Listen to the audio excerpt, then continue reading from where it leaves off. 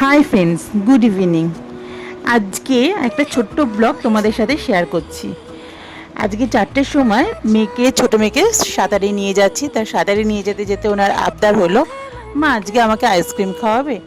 তো সাথে সাথেই বললাম যে তুমি যদি আজকে একা একা সাঁতার কাটতে পারো তাহলেই তোমাকে আমি আইসক্রিম খাওয়াবো। তো উনি তো নামলেন জলে, নেবে একা একা ভালোই সাঁতার কাটলো।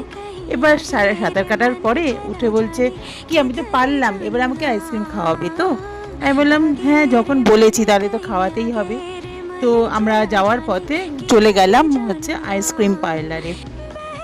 আইসক্রিম পার্লারে গিয়ে হচ্ছে আমাদের বিডি স্কুল, এখানকার সোনারপুরের যে বিডি স্কুল আছে তার একদম অপোজিটে হচ্ছে রেড কারের ডেয়ারি ওয়ার্ল্ড। সেখানে গিয়ে আমরা আইসক্রিম অর্ডার দিলাম। আমরা ছিলাম 4 জন। আমি নিলাম হচ্ছে ব্ল্যাক কারেট আর ডার্ক চকলেট। বুবু নিল হচ্ছে ব্লু ক্যান্ডি আর ডার্ক চকলেট। আর মনান নিল, মানে আমার বড় মেয়ে, সে নিল কেশর পেস্তা আর ম্যাঙ্গো। রোহান নিল স্ট্রবেরি আর পাইনাপেল।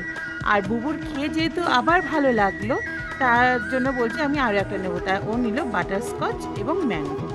তা এইগুলো নেওয়ার পর আমাদের বিল হয়েছিল 1400 টাকা। আর ওখানে আইসক্রিম শুরু হচ্ছে 90 টাকার থেকে শুরু।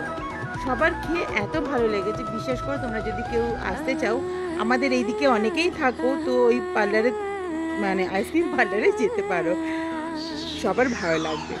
বাড়িতে আসলাম, বাড়িতে এসে সব সন্ধে টন্ধে দিয়ে আবার বায়না, মা একটুখানি পাস্তা করো।